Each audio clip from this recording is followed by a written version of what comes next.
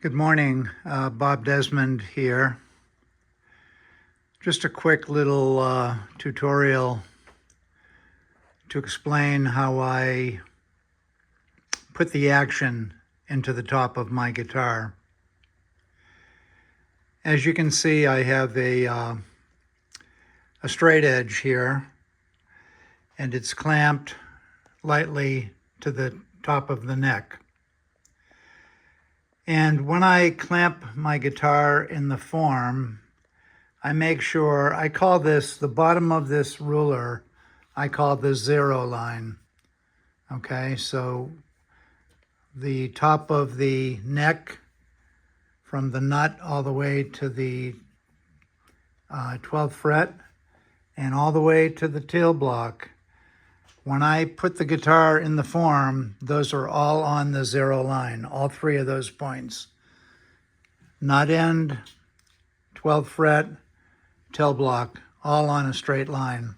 I call it the 0 line. Okay, so what I've done here, I've already fit the back. You can see the liners are in down there, and the notches have been cut. Let me just zoom in. The notches have been cut to receive the back, and the back fits perfectly now on this Brazilian rosewood guitar. And I'm making my final two guitars now. And one of them has a cedar top and the other has a spruce top. So this is the cedar top one.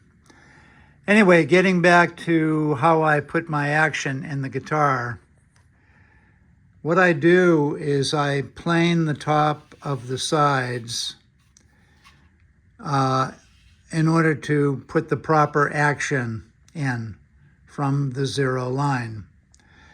In the old days, the Spanish makers, Ramirez and most of the other modern makers that came out of the Ramirez school, they tilt the neck up in their Solera when they build the guitar on their Solera board.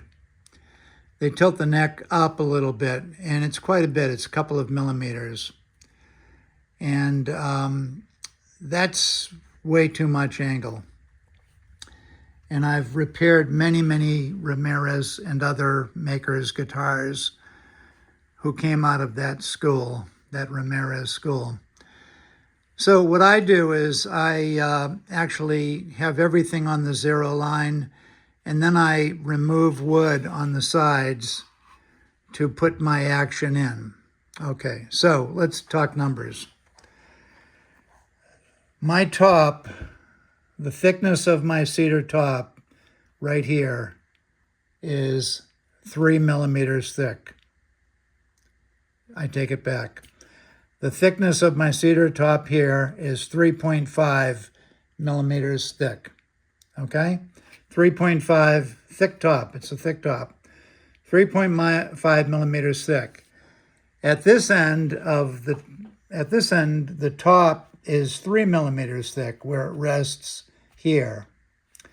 So I write down those numbers here, and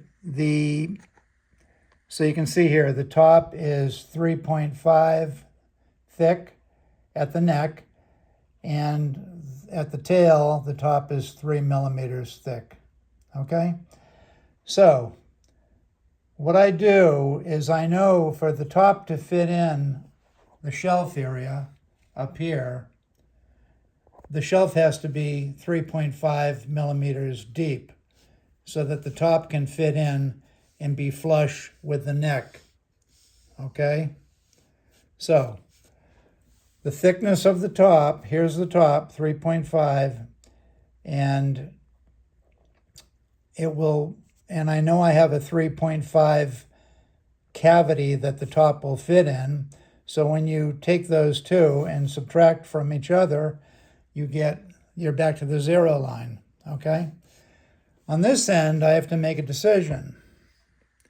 How much of an angle do I want the top to rise up at this end, okay? I need to end up with a small gap here so that when I put the 0 line from when I attach this straight edge from this point on the neck all the way to the till block, I need to end up with a small gap right here at the 12th fret. So obviously this ruler has to come up, okay? So the question is, how much do I want to go up? You can see right now the kerfing I just glued in yesterday, the kerfed lining I just glued in. I haven't leveled it to the sides yet, and I haven't rounded it off. I haven't sanded it and shaped it yet. This is all raw. I just took the clamps off, and I use these pinch clamps, this size, for really good, tight clamping. I could use smaller ones, and some people do, but these are the ones I like. I literally just took them off. I have 2 boxes of them, one over here and one over here. And sometimes I need to use a few of these little guys. All right. But anyway, I just glued it in yesterday, took the clamps off this morning, so everything's rough still. I haven't chiseled it down to the top of the sides yet, and I haven't sanded it yet either. And I'm going to do that stuff probably sometime in the next couple of days. But anyway, so the question remains, well, let's talk about this gap right here. You can see on the bottom of that ruler, there is a gap, right? You see the gap? Okay, so I have to make a decision. I have lowered the top here a little bit. I didn't glue the bottom. I'm not going to glue the bottom of the top onto the 0 line because I would have too much angle. So what I like to work with is 1.5 millimeters. Okay? So if my top is 3 millimeters thick, I need to lower it I need to lower the sides right here and all the way around. I need to lower 1.5 starting here. You can actually see my vague pink line on the rosewood if you look closely. So essentially, I make a decision, how much do I need to lower the sides here? And in my case, I need to lower it 1.5 millimeters, which I've already done. A couple of days ago, this was 1.5 higher. So I'll go down 1.5 here. That will mean that the 3 millimeter top at this end will actually end up being 1.5 millimeters above the 0 line. And that will be my action. Now, so I draw a couple of dots here, 1.5 millimeters from the original 0 line. I go down 1.5. And then I take a cardboard template and I bring it all the way around. I draw a line all the way around, which ends up at minus 3.5 here. So I go from minus 3.5 on the sides. Keep in mind, the sides are 3.5 millimeters higher than they are now, because I've already planed and chiseled them and sanded them. Okay, so essentially I go from minus 3.5 millimeters here to minus 1.5 millimeters here from the 0 line. And that ends up being the action of the guitar. I don't do it at the neck. I start with everything on the same plane. So once again, from this area at the nut to this area at the 12th fret to the tail block. A couple of days ago, they were all on a 0 line. I've planed the sides down from minus 1.5 here to minus 3.5 here. Okay? So that's what I do, and I just thought I'd share that with you. Now, here's another little trick. I did mention I use these clamps. So essentially, these would be all the way around. Sorry about the camera work. You get it. These would have been all the way around this morning. And then I just take them off. And that's the way I do that. I use the kerf lining that I buy this stuff, or I used to buy it from Tom Peterson. I think he's out on the West Coast. I think he's in California. And he used to send it to me in a nice little box right here. And I recently sold all my wood, but I kept a few of the back liners and a few of the top liners just in case I build one more guitar after these two. But anyway, I start with Tom's liners, and of course I could make these myself, but I never wanted to waste the time doing it, so Tom did them for me. The top liners are spruce, and the bottom liners are reverse curved mahogany. Anyway, after these are glued in, I've got to level them down to the sides. Right now they're a little proud. And then also I wanted to share this little trick. One of the things I do, I love the purple paper.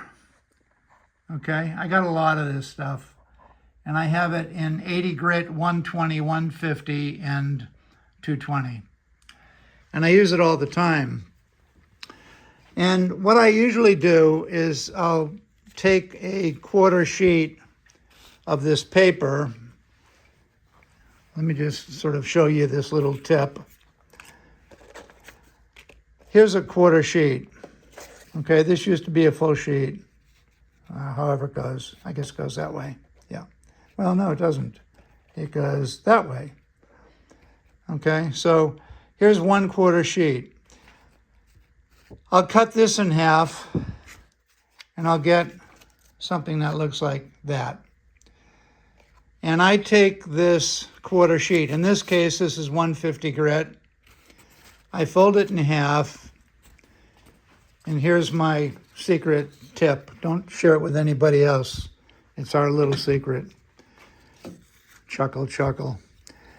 Anyway, I use Elmer's rubber cement. You can use any rubber cement. I take the paper. This wouldn't be a quarter of a sheet. This would be like an eighth of a sheet, right?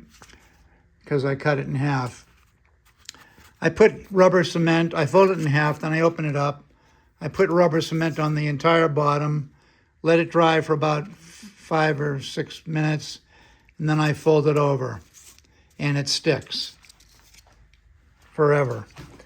And I have a whole pile of these things here. You'll see they're double-sided, and I can tell by the grit, this is I think 120 right here. And this is 220. And sometimes I round one edge like that. This is 220. But it's nice because what I like about it is you have some grip, G-R-I-P. So when you're sanding, you've got a bit of abrasive to keep it stuck to your fingers when you're sanding.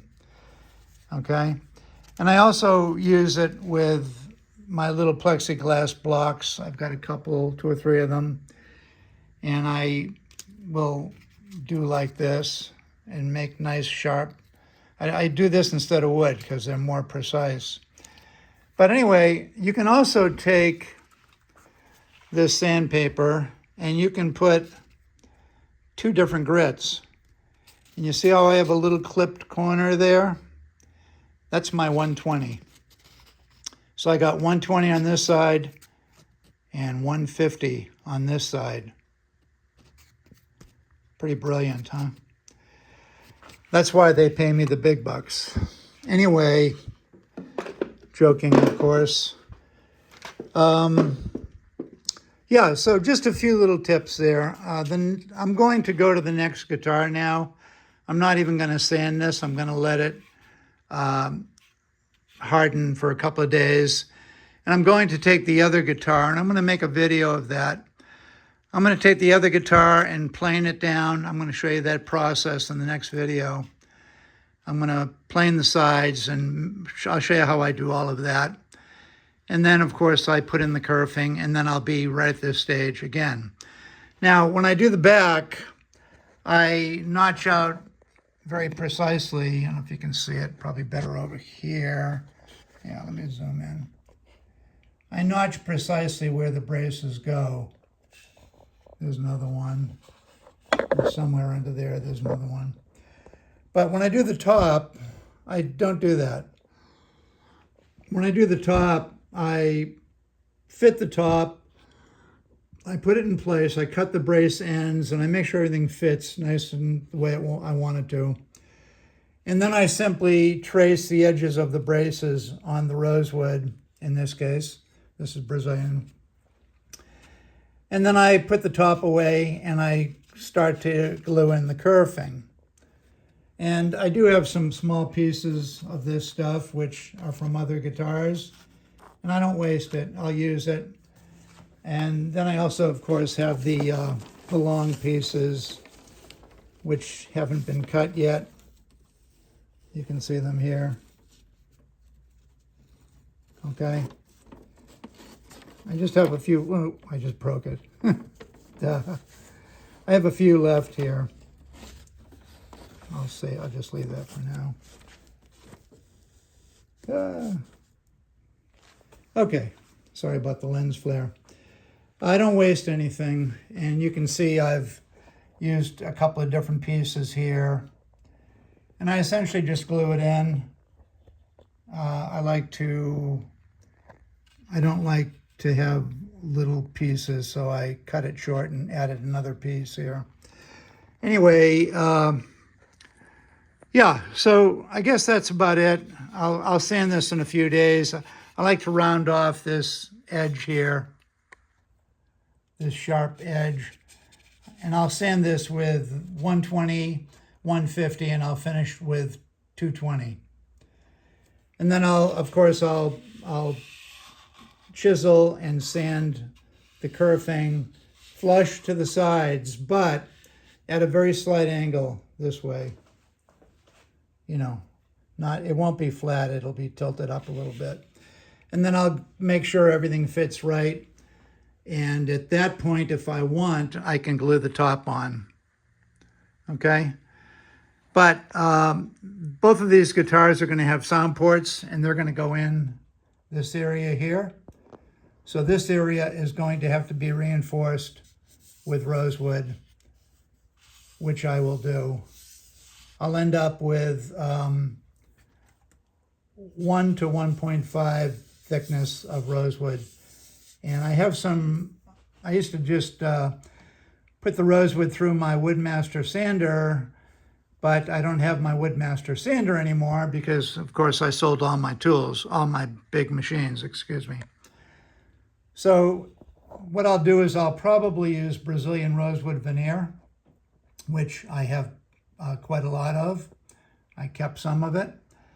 And I'll probably crisscross it and make it into like a little plywood, and then I'll glue it in there. I've got some special cawls that I use for up here, and which will hold it tight when I clamp it in place.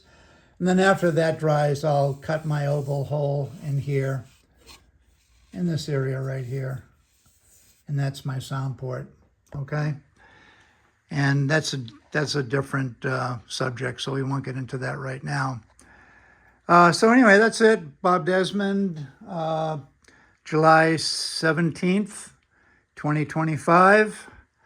And I hope you all have a great day. And this is cute. Just saw this. A little bit of marquetry in there from the rosette.